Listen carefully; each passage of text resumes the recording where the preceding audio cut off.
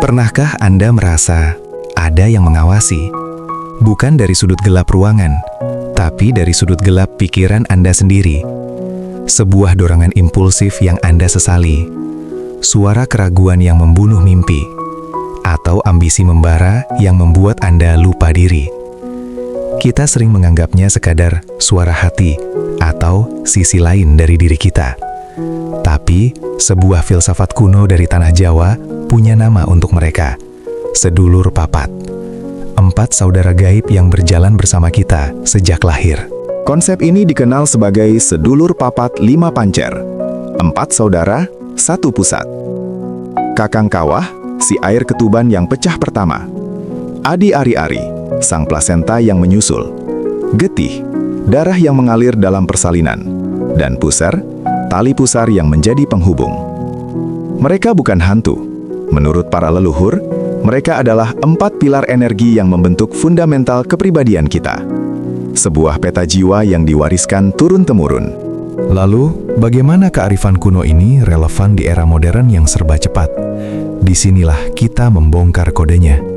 Psikolog legendaris seperti Carl Jung berbicara tentang archetype, pola dasar universal dalam pikiran manusia. Sedulur papat bisa jadi adalah versi Nusantara dari konsep ini. Mereka bukanlah entitas gaib, melainkan 4 pilar fundamental psikologi kita. 4 sosok yang terus berdialog, bahkan berperang, di dalam diri Anda. Kenali saudara tertua, Kakang Kawah. Inilah insting primal Anda. Sistem pertahanan kuno yang tertanam di otak reptil kita. Dialah yang membuat Anda menarik tangan dari api atau merasakan bahaya di gang gelap. Dia adalah sistem 1 yang digagas oleh psikolog Daniel Kahneman. Cepat, otomatis, dan emosional. Dia pelindung Anda, tapi jika terlalu dominan, dia bisa membuat Anda paranoid dan reaktif secara berlebihan. Lalu ada Adi Ari-Ari, pusat dari emosi dan empati Anda.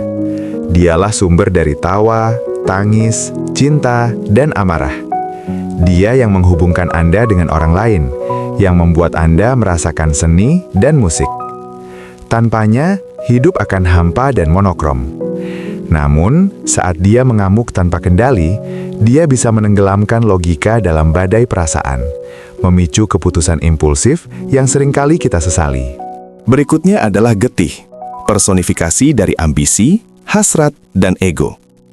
Inilah persona menurut Jung, topeng yang kita tunjukkan pada dunia. Dia yang mendorong Anda untuk berprestasi, untuk mengejar target, untuk menjadi seseorang. Dia adalah api yang membakar semangat.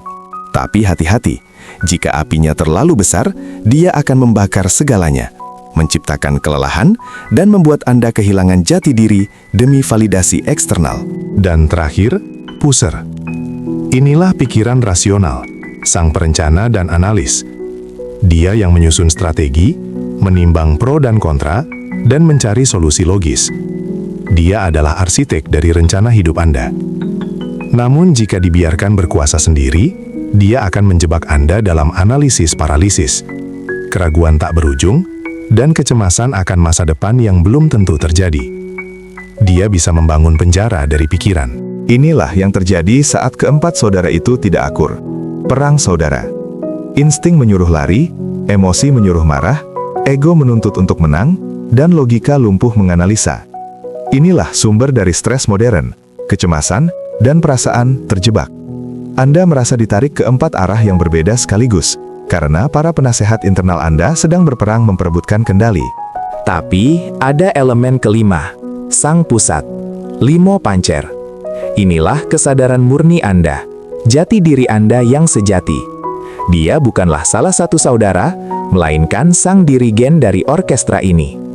Perannya bukan untuk membungkam salah satu suara, tapi untuk mendengarkan semuanya.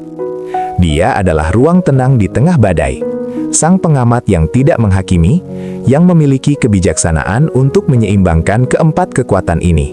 Menyelaraskan sedulur papat adalah sebuah seni. Dengan meditasi, introspeksi, dan kesadaran diri, Anda belajar menjadi sang pancar. Anda mendengarkan amarah emosi, tapi tak dikuasainya. Anda menghargai ambisi ego, tapi tak diperbudaknya. Anda memakai logika dan insting sebagai alat, bukan tuan. Sosok gaib dalam diri Anda bukanlah takdir yang harus diterima, melainkan tim yang harus Anda pimpin. Karena takdir modern Anda tidak ditulis di bintang, ia dibentuk dari harmoni di dalam diri.